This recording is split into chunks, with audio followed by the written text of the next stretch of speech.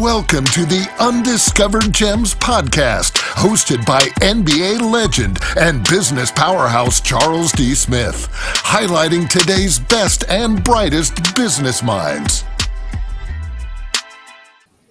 Hello and welcome to Undiscovered Gems. I'm your host, Charles D. Smith, and we have another episode. We have an episode coming, as you see, Sherri Alexandrovich. She is 7 years in a row the best behavioral health clinic in her field, in her area, in her city, in her state. She is our professional of the year, and she started a company called New Beginnings Wellness Center. This is a center that is impeccable. We're going to learn why she's 7 years in a row the best at what she does, and her focus is helping the underserved population. Sherri, welcome to the show. Hi, how are you? I am awesome and ready to hear what you have to say. I want to start off by asking you, how did you get into this business, health behavior business? So I got into this business to help other people. I have a lot of experiences in my life that has kind of unfolded my journey to where it has ended today, which is being a behavioral health therapist. I was an emancipated youth at 15, and I've had a pretty eclectic background of a variety of different challenges that I've had to overcome. And so one of the things for me that's been really, really important is to be able to serve as, a role model, to be able to serve as, a person that can just help people in need, where my journey is one where I didn't have a lot of access to services, and there really wasn't a lot of people, back when I was 15 years old or 40 years ago. The behavioral health field was very different than it is today. And so I think that, just my strong passion to help other people to not have to experience maybe the depth of what I've experienced, or maybe to have access to services that they're not aware of, or just to be that one person that can help somebody get through the next stage or the next phase of their journey. That's something. So New Beginnings for me is a personal journey. It's not a job for me. It's something that I absolutely love. I'm very passionate about, and it's just who I am in all facets of my life, whether I'm in the office, outside of the office, or personal. It's just always wanting to help and do more and be able to just kind of help people with the what's next. Yes, and I've interviewed so many successful people, such as yourself, and there's a synergistic value that is created within them that's only special to them. And when you look at, you just talked about your journey a little bit, and you look at what you went through, and the first thing you say, I want to help people so they don't experience what I experienced. That is the heartbeat and the heartline that starts your journey towards success, because that's what you're looking at every step of the way. So when you begin to see different things on the periphery, you build those into what you've experienced to be successful. So today, I mentioned that at the start of the show, your company, New Beginnings, has been 7 years in a row as the best behavioral health center. Why is that? I would say that my staff are absolutely amazing, so they get the credit for for our absolutely amazing reputation that we have in the community. But our philosophy here at New Beginnings is we are employee focused and client centered, and that's something that is to the core of who I am as a person. And I have really worked super hard over the last almost 11 years now to foster that culture here and be able to continue to provide new things for staff. One of the challenges in being in the mental health field is you're what's called a fee-for-service provider. And so you get paid for the clients that you see. Prior to starting New Beginnings, I worked at several other really large organizations here in Worcester. And kind of out of that was the checklist of things that I wanted differently for when I started New Beginnings, and to be able to support one of the biggest challenges is we get paid by the clients that we see. So if our client doesn't show up, or if there's a snowstorm, or if our kiddo is sick, it makes it really difficult for us to be able to pay our mortgage or pay our bills or make our rent, or, you know, be able to survive. And I think that that's a huge barrier to working in the See. mental health field is financial. So we have a passion, we love it, but to be able to afford, especially if, you know, if you have a family or you're a single parent, which I was for many, many years, and to be able to what happens when you're sick and you don't have that time off to take. So what I've developed here is the structure with New Beginnings is not only do my providers get all of the same benefits if they were a salaried, you know, provider, but they have that flexibility to see as few or as many clients as they want. And I'm always making sure that we're competitive in our pay. There is equality across the board. I don't think I can stress enough the importance of that for New Beginnings is when you start, based on what your position is, everybody starts at the same starting pay. Everybody gets $1 a year raise. There isn't any favoritism to who you are, what you know, what languages that you speak. Everybody here is treated equally, and we're a family and we're a team. And you know, we have an open door policy. My door is always open. My cell phone is just it's always available to staff, regardless of, you know, whether they just need to process something or they're having an emergency. But going back to the benefits, so I started a 401k company match 3 years ago. After COVID, I offer health insurance to my employees. I offer sick time and availability to earn PTO time. So my staff has the option to earn 2 to 2.5 weeks of time off a year. That's not something that you get at many other places here Mm-hmm. because you're a fee-for-service provider. So what that means is you go in, you do your job, you bill for the hours that you work. You don't have the benefits that go with it. And so rather than creating a salary structure here that really kind of pigeonholes people into how many clients that they have to see, productivity. I don't want to be tied to that. I've tried that model. It doesn't work here. I Mm. have found that the best way I can support my providers is to offer them that flexibility to be able to create their own schedule. We don't micromanage here. You see the clients that your schedule allows. We do a huge emphasis on home life work balance and the importance of that. Mm-hmm. I think just, you know, I've raised quite a few kids, and I recently adopted my grandson who I've had since he's been 3 weeks old. So just parenting over the years and knowing what that does to a person's schedule and how you need to try to be in 3 or 4 different places at the same time and be able to give the best that you can give at your job to be able to get paid. So we've worked really hard at creating a structure here that offers kind of the best of all those worlds. So you don't, you know, we don't put a big tag on how many clients that you have to see in order to get the health insurance. We have a very minimal number that looks like. You know, my philosophy really is that the only way that we can give good service to the community is to be the best version of who we can be. We can't be the best Mm-hmm. version of who we can be if we're burnt out, if we're worried about how we're paying our rent, if we have to worry about, you know, what happens when my kiddo gets sick and how do I get that coverage. So coming from a single parent perspective, I really created a culture here at New Beginnings where Mm-hmm. I can offer the most that I can financially afford to offer as a business to give back to my staff. The best way for us to serve the clientele is for us to be in a place where we are in good frame of mind. You don't have to see 50 clients in order to make your productivity. There's ways that Mm. you can see your clients, get the hours that you need, and not tax yourself to the point where you're burnt out and you don't want to do this anymore. And that's another one of the big challenges in this industry is the burnout rate.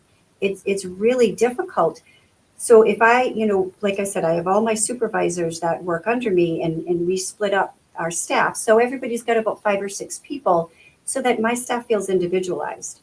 And everybody Mm-hmm. has that opportunity to come into supervision and not only get the clinical guidance, the clinical support, the trainings, um, everything that goes with it, we all know each other personally. We do summer outings, we do Christmas outings, we do, prior to COVID, we ran the Rugged Maniac as a team. There were just so many things that we do together as a team that helps to bond us.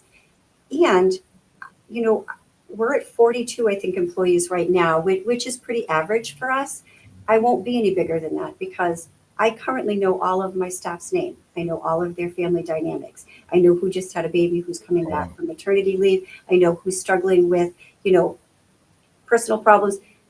That's important to me because then I can just send that text message and let them know that I'm here for whatever it is that they need. And that support is the reason that I've had people with me since I've opened my door, which is Right. amazing to have clinicians that have been with you for 11 years running. That's Right. almost unheard of in this industry. It is unheard of. Sherry, you deflect the credit, you take care of your staff, you make sure that the clients get the best care they can possibly get. Mm, Um, a lot of businesses thrive uh, to build what you've built, which is a family environment within a corporate structure. That's very hard to do, mhm. um, and you've achieved it. Have you seen this anywhere else? And if you that's given you the model to do it?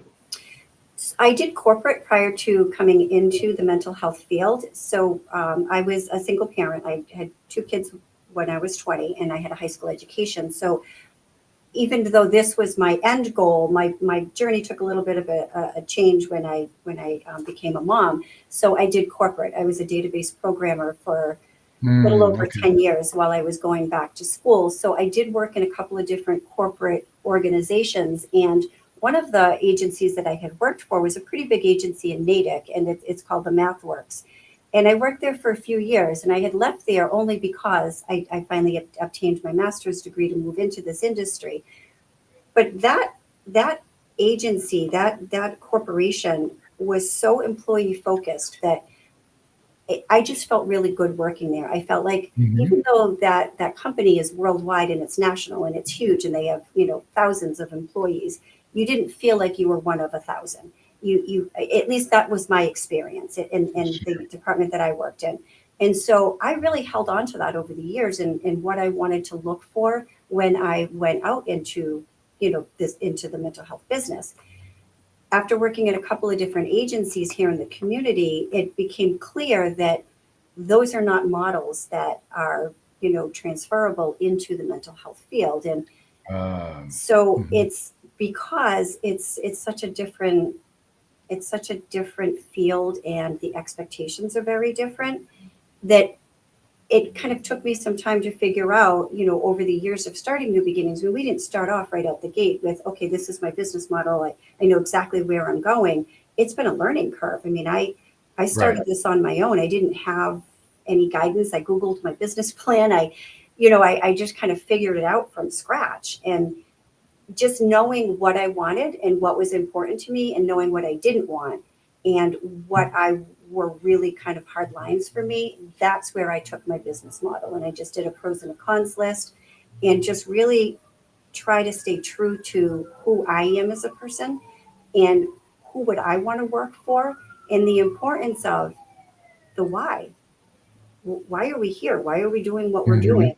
And not ever losing focus or losing touch of what that is because that's what drives us. That's what gets us up every day. Right. That, for me, that's I mean, I leave sessions still to this day and I just like sometimes just have so much more clarity or these epiphanies or as I'm talking, what I'm able to teach or train or help, whether it's I'm doing a staff training or I'm working with a client, is not just the educational piece of what I've acquired. It's not just the number of master's degrees or the letters or any of that comes after your name. None of that's important. What's important is how am I going to take my life experience, my educational experience, my personal experience, my professional Right. experience, and then apply that into something that's relatable because I think Right. that's what's really important in this field is what's relatable. And that's how we're going to really reach the population that for me that is so very important. Seeing that you've achieved this award 7 years in a row as the best in your field, I did hear you say that you don't get paid unless you serve clients. So you Mhm. have a certain amount of clients that come through your doors. So I wouldn't expect this next question for you to do it in your city, but has anyone ever asked you to do best practices or share your model in other states? No, they have not. But during COVID, the insurance companies, the mass health insurance companies, Hmm, the people who have been doing my audits over the years, because every year we have to have a certain amount of audits, we were asked to share how it is that we were able to be so incredibly successful throughout exactly. COVID in the Yeah, telehealth world and be able to engage our clients and our kids. That was, oh my goodness, that was just such a huge one, was how do you engage kids under the age of 12 in a right. telehealth model when the world is shut down and parents are struggling and the kids are struggling and the teachers are out of work. And gosh, that was such a really just challenging time for us, and we were Hmm. flooded with referrals. There was no way we could service all of the kids that needed to be serviced. So we did such a great job, and when I say we, I really, honestly, my staff Hmm. just absolutely, I just can't talk enough about how amazing they are. Created a internal Facebook page where everybody just shared resources. It wasn't something that was public. It was just, for us internally. And everybody did such a great job of sharing resources and tools and ways to Hmm. work through the telehealth model. And, part of what I do is all of my employees get a $50 a month stipend for supplies. So whatever it is that you Wow. need, you submit the receipt. We don't look at it. We just kind of Venmo you your $50 for your supplies. That's really important. The trainings, any application that you need, people just send me an email and we just take care of it. I mean, I want everybody here to have access to anything that they need to be successful in Hmm. order to be able to meet the needs of the community. And that really comes with finances. I mean, that's right. That's Well, what it boils down to, is having the ability, and for me, being able to give it back. And every year we do a profit share. I do a bonus. I I do a tuition reimbursement. I do sign-on bonuses. We do trainings. I pay them to go to trainings. Like, it just, the amount of give back that happens with new beginnings is astronomical. It doesn't go in my pocket by any stretch of the imagination, because that's not why I do this. I don't do this right. for the money. New beginnings was never meant so that I could, sit back and not have to work. I mean, I still put in 50, 60, 70 hours a week. Yeah. I'm just always plugged in and always just wanting to do the best that I can do to help support the staff to be able to give to the community. Yeah. I hear it as you speak about your business. I still hear your journey and everything you went through, and you're flipping it over and passing it off to take care of people. As you've gone through the aspects of building the business, Mm, you were met with a lot of adversity, people not believing you can pull it off, mhm. going into a field that is oversaturated. Um, Tell us about, I mean, clearly you had the drive, you were intentional, and you weren't going to be stopped because you're successful today. But share with the audience those real ups and those downs where you had to persevere and stay with it. Because a lot of people give up. Mhm. When you get hit with a left, a right, gut punch, Yeah, it's hard to get back up at times and keep going. So talk to them right. about why your perseverance and some of the things that you had on your journey. So failure is not an option. I don't present that to myself as being an option. I am extremely determined. When I have something in my head, I have a path and I know that that's where I'm headed. And I little stubborn. I'm, a natural redhead, so it comes with my personality. It kind of shows through in all aspects of my life, but that's okay. It is who I am. So some of the challenges we overcame. So when I made the decision to start a behavioral health clinic. I really, like I said, didn't really have a whole lot of idea about where I was going or what I was doing. I was really burnt out on vacation with a friend and had this idea I can start a behavioral health clinic.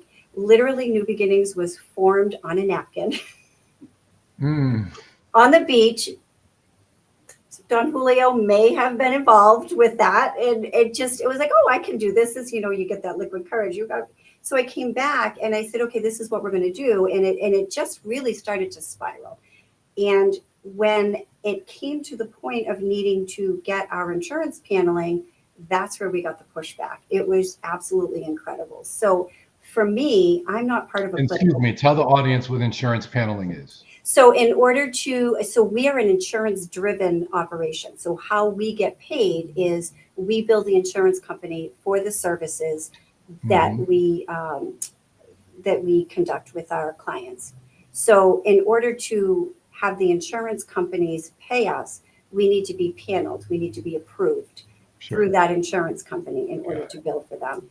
So what happened was we got denied. We got denied for our first insurance paneling. And I was told by some of the mass health providers there wasn't a need for another behavioral health clinic in Worcester. So I did my due diligence and I did cold calls and I called every single behavioral health clinic within hours of Worcester community and found out the wait list. So then I rebutted and I went back and I appealed these denials and I gave proof and spreadsheets. And of course, I was a database programmer, so you can imagine the amount of detail that went into my appeals Right. to then be denied again, which Wow. was interesting. And so I personally know why that was happening, and that's okay. We live in a very political world. We live in a world where, if people scream really loud, sometimes they are heard a little bit louder than those of us who choose to not get involved for the wrong reasons. So I called Rondell Williams on Channel 5 News and we were live out front. And I will tell you what, by 6 o'clock, my phone was ringing that there was an oversight and the insurance companies were really very disappointed to see that there was this oversight. And guess what? We were up and running the next day. One of the other insurance companies, they just kept saying, okay, your contract's being signed. It's coming. It's coming. Now, I had a 3-week-old really sick baby when I had gotten my grandson. He's born from addiction and a lot of health problems. So I'll tell you, I sat in Boston for 2 days at that health insurance in the waiting room where they had to pass me every time they went to the bathroom. I was not leaving that waiting room until I had my signed contract because what we do is bigger than all of the BS that can happen, right? I'm not going to engage in that. As far as I'm concerned, Sure. there's enough sand in this sandbox for everybody.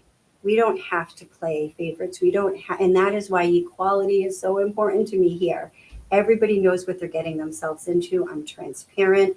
I'm honest of who we are, what is okay and what is not okay, because we've worked so hard to get here. And there have just been, over the years, different agencies that would report me to the licensing board that my website was misrepresented. So then I would, and I never have a problem because when I tell you that 3,000% of the time, we do the right thing. I mean, DPH walks in my doors and like, oh, that's right, Sherri, you're the binder lady. I mean, I don't know if you can see behind me, there are binders upon binders upon binders. Like, you don't even understand how well documented we are. Yeah. And so it's hard to dispute that, right? You can't dispute facts. No, and you cannot. And it sounds like being called the binder lady. Whenever people came to your door, your materials were always ready in advance because you know what they're going to ask or what they need. Yep. And that's very important with any business that you start. I agree. So that's another credit to you to understand that and be able to do that. Now, the again with your journey, you've had people along the way that have helped you, sort of like mentors. Yes. And I'm sure you mentor people as well. Talk about one or two mentors that was really critical, that probably gave you, and I know there's a lot of help along the way, but one or two that have given you the biggest push that you can look at and say this was really for me at that time? I would say that a friend of mine, he's still a friend of mine, but a really good friend of mine, back when I decided to start New Beginnings, his name is Mo Edwards. And he was really a big supporting driving force for me of helping me get the QuickBooks, because he's a CPA, so getting the QuickBooks up and running and fundamentally helping me with what that structure looks like. He was friends of mine. My friend Nicole Brennan was a great resource helping me financially as well as I got up and running and what that looked like. And so my personal friends, my friend group, really, my daughter Holly, who was an unbelievable help in helping with my grandson Christopher, and just what all of like that support system for me. I couldn't be here today without it. My landlord, Mhm. oh my goodness, he's since retired and sold my building, but my goodness, if I could have had him for a father, they're just like Ed Saloon was, Oh, really? oh my goodness, I love him so much. He was just this facility was empty for like 2 years because he was so picky at who he would rent to. And I walked in and I said, okay, this is way more space than I needed, because at the time there was 12 of us. But I just was like, this is it. This is home. He gave me 6 months of free rent. I mean, Oh, this is what I'm talking about. The people who were part of New Beginnings, you I just, I it is, it's moving when people don't have an end game or hmm, motivation for it. They're hmm. there because they believe in you and they love you and they trust Yes, you and they want you to be successful. And that's, I'm sorry, I get I so, get it. I'm so No, I sorry. get it. No. So my landlord was just, honestly, I did not have the funds to be able to do what I did without the help from the people who helped me.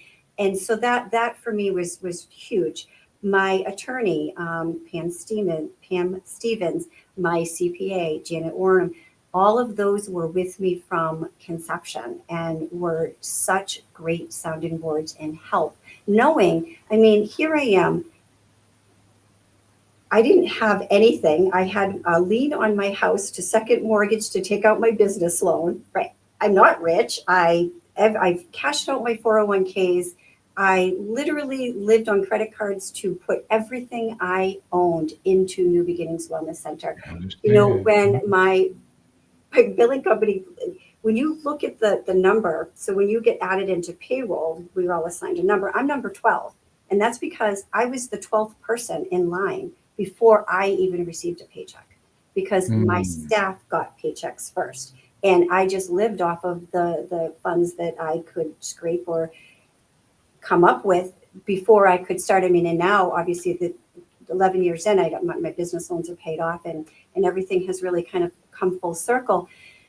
So I know that's a really long, rambling sentence to your question, but that really was so important to me, is all of the people who were part of it, who supported me, who stood behind me. There's just such a list of people who were always there no matter what. And when I didn't think that I could do it, reminded me of my why and reminded me of why I'm doing it and the importance of just sticking with it no matter how hard it got. Because there were times where, I mean, I remember about 6 years ago, the insurance companies had done a changeover in their billing system, and they were behind, and they had owed me a couple $100,000 in back payment, and I had payroll coming up. And I remember sitting on my bathroom floor, throwing up and crying, Uh-oh. writing my speech to my staff that I can't pay them this week.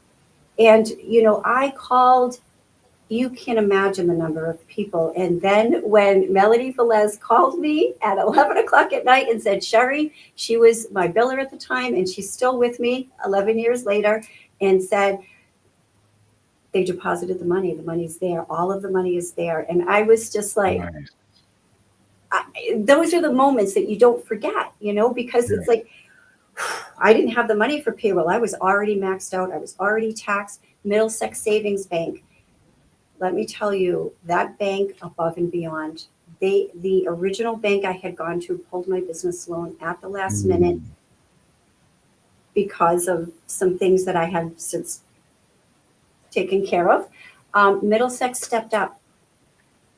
Susan Johnson came right in and she's like, we're going to make this happen. And when I needed to take out a second mortgage because there were more things that needed to happen, they were right there to support me because they believed in me. I didn't have anything really other than my house as collateral. I'm not a rich person. And yet still, they believed in my mission. They believed in what we were going to do for the community enough to be able to give me what we needed as an agency.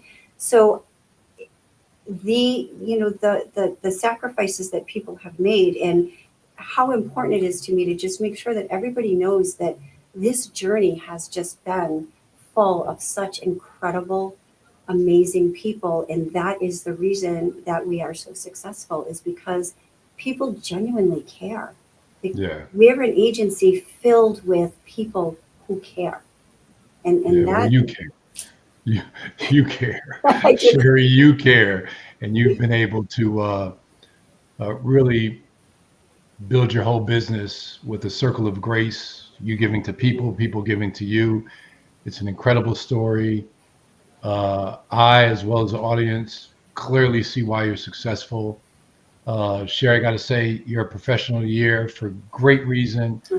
I want to thank you for coming on the show. Incredible show. I think we could have talked for a whole day. There's so much more to cover. But I want to thank you for your time. Thank you for being on the show. Oh, thank you so much. I really appreciate it. It was so nice to meet you. Oh, and you've got a big birthday coming up in July, I saw. So happy. We're like a fine wine. We just get better with age. Come on. Yeah, there you go. So I want to thank everybody for attending another show of Undiscovered Gems. I'm Charles D. Smith. I'm your host. And thank you, Sherri Alexandrovich, for attending today. Thank you so much. It was nice to meet you. We hope you enjoyed this episode of Undiscovered Gems with our host, Charles D. Smith, highlighting today's best and brightest business minds. Brought to you by Pods Entertainment Group.